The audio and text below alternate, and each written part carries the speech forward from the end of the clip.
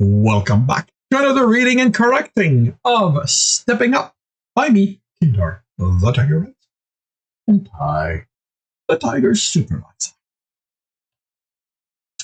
Today we are doing Chapter 17.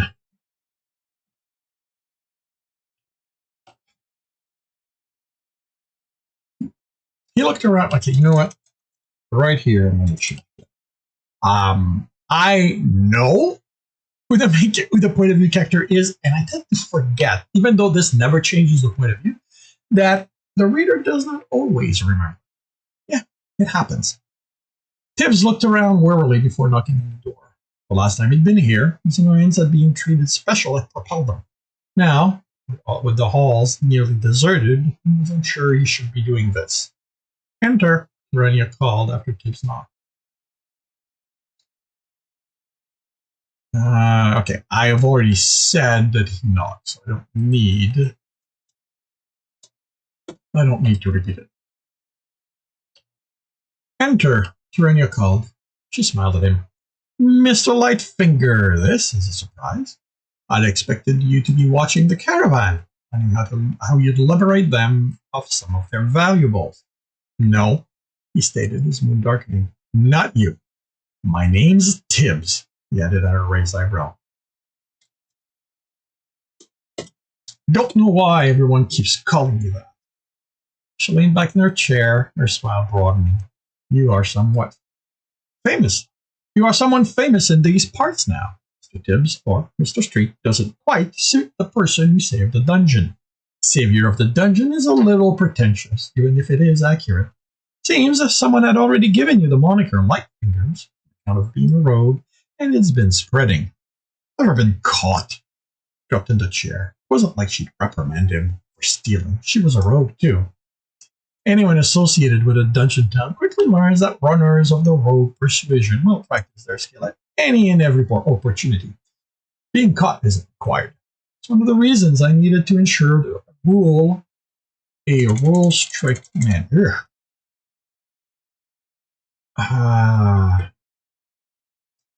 Ensure a man.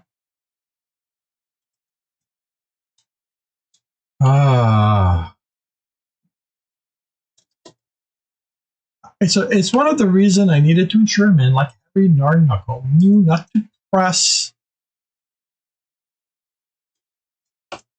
the rules too hard on the town's rogue population. I expect you aren't here to discuss your moniker. How can I help you? Tibs bit his lower lip, unsure how to proceed now that he no longer had a way to distract from what brought him to her. Shackles limbed up. She didn't react to the statement and did realize she might not know who he was. He's my team leader. She didn't react and Tibs hesitated. Her smile fell. You need to say what you have to say, Tibs. Indicated the desk with the papers spread on it. There were a lot of them, goals worth of them.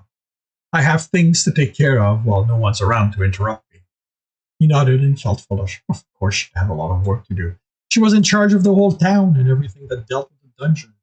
Harry said that a team can only have one member who's rogue or more, but the dungeon's pushing us hard. There's going to be more than one person. There's going to be more than one soon. He looked at her expectantly. Then you'll have to replace one of them with someone who is Upsilon or Omega. There are more of them now, so I'm certain you can find one that will fit with your team. I don't want to change my team. I couldn't keep the whine from his voice.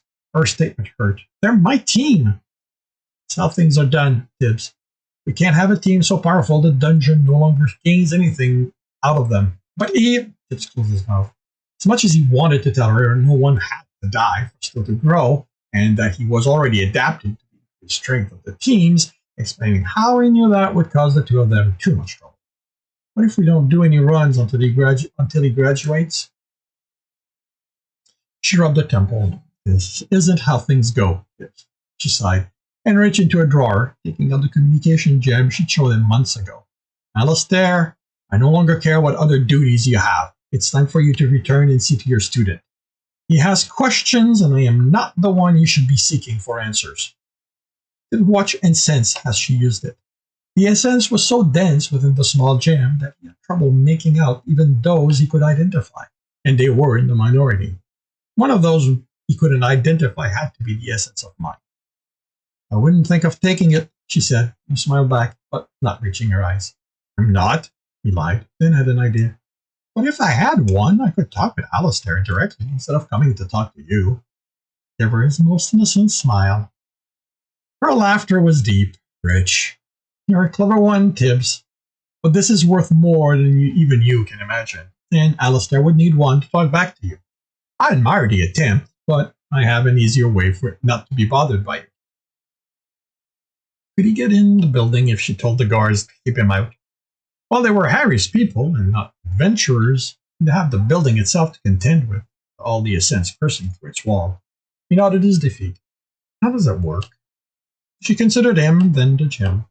I think about who I want to talk with, he heard her say, and they hear me. Her mouth didn't move. She sounded exactly like she did when she talked, like she had when she'd instructed him and Alistair to come to office while he was training.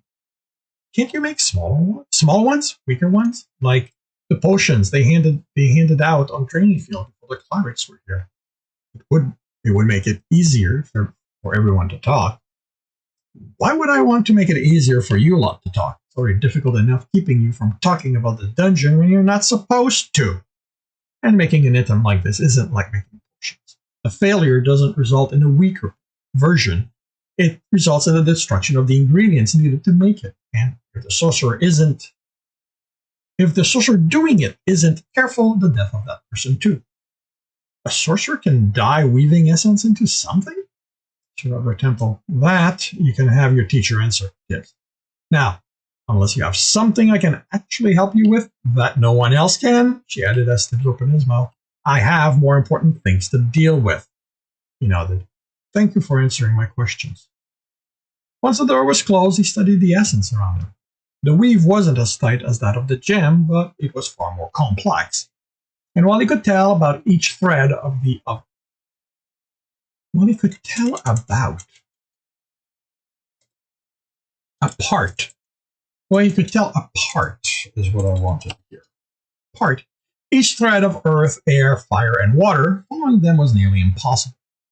In a way, it reminded him of the essence maze Stowe had to deactivate the pool room at traps, only much smaller while losing none of the difficulty. Even if he could identify every essence used, he doubted he could work out what it did.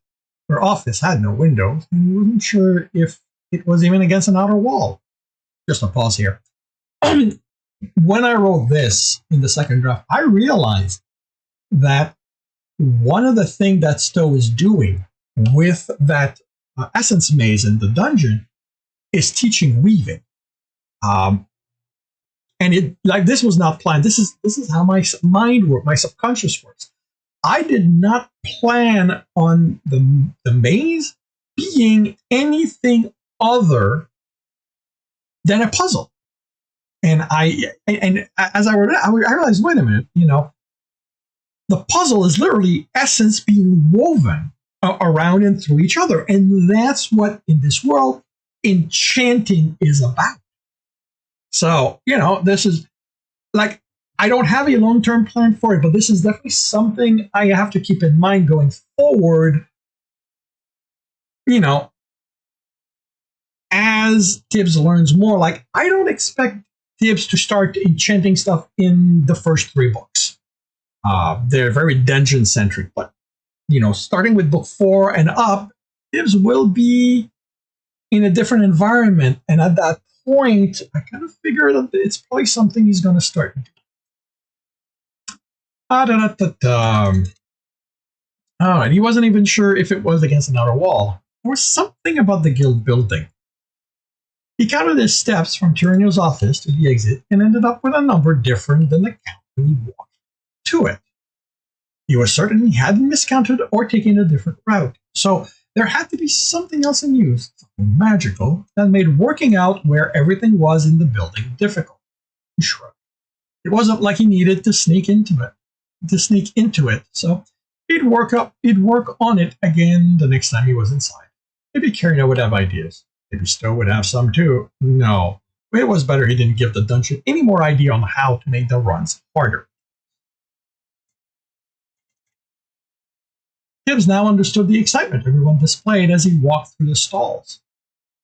The new area had been turned into a marketplace, a bazaar, he heard it called, and thought it was appropriate. Some of the things on displays were bizarre. Outside of the bazaar, and the outside of the bazaar had wagons. Some were turned into shop, while others acted as wall or storage. Inside the limits were mostly small tents and wooden stalls, with the occasional larger one acting as taverns. Tibs paid a copper for a steaming drink that tasted spicy and sweet, and another got him a small loaf of bread almost as good as the one he got from the town's baker, but this one was filled with a savory meat paste. He made the copper back from pockets. The caravan merchants, their helper, or their guards weren't part of his town, so okay. Okay, I think there's this comma. The caravan merchant, their helper, or their guards weren't part of his town, so, other than sticking to his one copper rule, they were fair game for his ways. The corruption nearly got him in trouble, his fingers as he was slipping them in a pocket, but the crowd had been tight, and the jostling that served to distract his target had also prevented him from accusing Tibs of his deed. The man had checked his pocket, but nothing had been missing. Back on his street, his suspicion Tibs did something would be enough to get the guards called, and he'd have to run until they gave up. But here, he was simply one of the multiple people controlling the bazaar. He'd been more cautious after that, but as Darren had mentioned, he didn't always realize what his fingers got up to. As if thinking of the merchant summoned it. As if thinking of the merchant summoned him, Tibs saw the burly, fabric-covered man haggling at the stall, selling hardened leathers. Tibs stayed a few steps away to avoid distracting him, but Darren still glanced in his direction, then returned to haggling. It happened fast enough, and with too many words in a language Tibs didn't understand, that by the time the two shook hands, he had no idea what had been agreed to. Tibs, Darren exclaimed, what is my favorite customer doing? Walking among all these competing ruffians. What are you doing here? Tibs replied. Don't you have all the things you need? The man laughed. Oh, Tibs, your youth is so refreshing. Of course I don't have everything I need. Where do you think I get what I sell? Tibs shrugged. From other cities. But how do I get them? The transportation platform. I've seen the crates arrive that way. Darren placed an arm over Tibs' shoulder and guided him through the stalls. It always amuses me how it is that once someone discovers magic something real. Magic is something real outside of stories, they start thinking everything happens that way. I've seen those crates taken to your shop, Tibs replied accusingly, and I do receive some of my wares that way, but I'm not so fortunate as being a member of those who run the platform. Do you know how expensive it is for a humble merchant as myself to have something sent to them? Tibs nodded. He didn't know the amount. And you know what? As inappropriate as it is, that is still how Tibs would be thinking of it. He didn't know the number, but of course if Attic had said it was expensive. A caravan like this is a much more affordable method of getting my supply, although it comes with its own drawback. The couple bumped into the merchant, and Darren apologized and winked at Tibs as he put away a coin pale enough it could be silver or electrum. Tibs tended to forget that Darren did more than steal with his words. If the stuff they bring is for you and other merchants, why are they selling things here? Doesn't that mean that you won't sell as much? They won't stay. And most of them sell items like I couldn't make coins on if I kept them in stock. Rarity has a value of its own. It encourages caravan to brave the wild to come. They will sell items that sit on shelves in other cities, simply because the good town folks here haven't seen them in a long while. It also means I don't have to pay as much for them to bring me my goods, so I can endure a few days if they will be. I can endure the few days they'll be here. Darren stepped at a stall and ran a finger over a box of candies being displayed. It also helps them with some of the risks.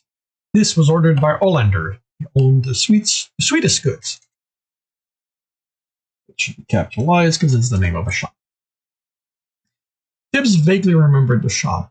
It had been set up after the caravan garden had been destroyed, and so much the same as it had. He realized he hadn't seen it since returning.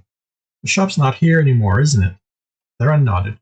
The dungeon closing for so long, too close to him opening it, ruined him. I do not know what has happened to him. Then why are they here? Tibbs looked at the displayed candy and stopped on the boss of misshapen lumps in layers of blue and greens. He read the letters but didn't recognize them. Karina was teaching him the letters she knew because she said they were the more popular ones. But not all kingdoms agreed to use the same ones. These weren't the ones she taught him. Still, the candies were distinctive. How much for a sea drop? He asked the woman behind the counter. A copper each, she replied, sounding bored. I can get a full meal for a copper and an ale, he said, offended. These are sea drop, she said, not a meal. You can only get them in one city, made by one, by Chuck. Cut her off, and she stared at him, mouth open. In Mountain Sea. I've had one from him, and what he sells is way bigger than those. I'll give you a copper for 6 of them. She snorted. Do you have any idea how much I had to pay for them? I was promised a copper for 2 by the shop that ordered them. I won't take less than that. Okay. Tibbs turned and started walking away. Since no one knows what they are, I'll be back before you leave and see how many you have left. 3, she yelled after him. 3 for a copper.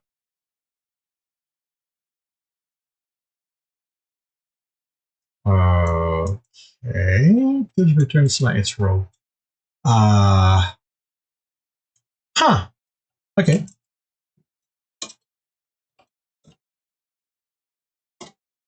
"3," she yelled after them. 3 for a copper, you thief. Tibbs returned, smiling. It's rogue. I'm a runner. And you tell people about them. You send them my way. He handed her 4 coppers, which she studied carefully, before handing him the candies. He counted them with the same level of scrutiny she poured over his coins. He offered one to Darren once they walked away. You could have gotten more, the man said before popping it in his mouth. You were right when you said she wouldn't sell many. These are specialty items. The only reason Olander took a chance on them is that with the air being so much drier than Mountain Sea, they will keep a long time. Even with you telling everyone in town about her stall, I doubt she'll sell many. Then I'll be back before she leaves and take a rest. Suckle on the sweet and slightly salty candy before continuing. Why did she bring them since the shop's not here anymore? She didn't know. How didn't she know? It's been months since the dungeon was attacked, and the caravan was already on its way by then. Why? Why leave and take so long to arrive? Darren chuckled. The closest city is 4 months away at the speed a caravan can travel. He looked at the merchant expectantly. The man knew Tibbs wasn't great with those kind of numbers. Why don't you tell me how many days that is? Tibbs narrowed his eyes. Karina talks with you. The merchant smiled. Well, she is another one of my regular customers, like you. And yes, we do talk about more than what she might need, especially now she has that new robe of hers. That will cut down on the repairs I do. Do remember to bring me your armor. Tibbs sighed. It was bad enough when each of them pushed him to want more. But if they were working together? A month was 5 weeks. A week had 9 days. If it was 10, it would be 5 and 0 days in a month. There were 4 of them, so 2, 0, and 0. To that, he took away 1 for each of the weeks. 1, 8, and 0 days. 180. That is correct. Why can't everyone just use the same way of saying it? Why different letters? Why is it so complicated? Great many people ask that question every day. So it's difficult, but few do anything about it. Why is the city so far? Because dungeons have no common sense. If they did, they'd appear in the middle of a city. That way they'd have all the food they want. I wonder how they decide where they appear. You'd have to remember to ask, though. Universities have entire wings dedicated to that question. But that doesn't tell me why they bring supplies for you. It's less than the platform, but if you don't know that a shop will be here when they arrive, then don't they lose coins out of it? It's part of all trade-off. It's part of all trade-offs when products are involved. You take on some of the risk, just as I do. This time, shop ceased to be. Next time, it's possible the caravan will not reach us because it was attacked. Those aren't common anymore, but the reason they have so many guards is that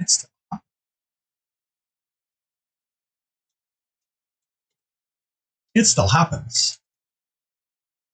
There's always a trade-off. Darren smiled and grabbed a gold coin that hadn't been in his hand before. It's why thievery is so popular. Just put a hand over his coin pouch, even if he knew he had no gold in it. He only kept copper on him, since he knew how easy it could be to lose one. There's a risk with that, too. Tibs pointed out and looked around for guards. True. But that is something a good set of legs will resolve. Look the man up and down, trying to imagine his large bulk running. Darren grinned. Don't fall in the trap of letting your parents deceive you, Tibs. You, of all people, should know better. Tibs nodded and found himself wondering how much of the merchant's build. Do I want? Okay.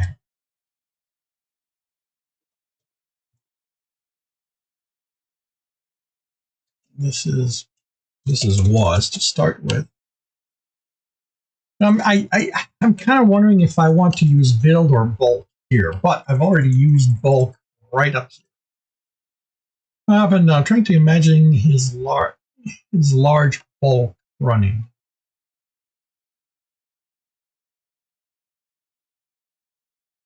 Yeah. You know what? I'm going to leave it as is, and my editor can tell me to fix it if he feels it does not.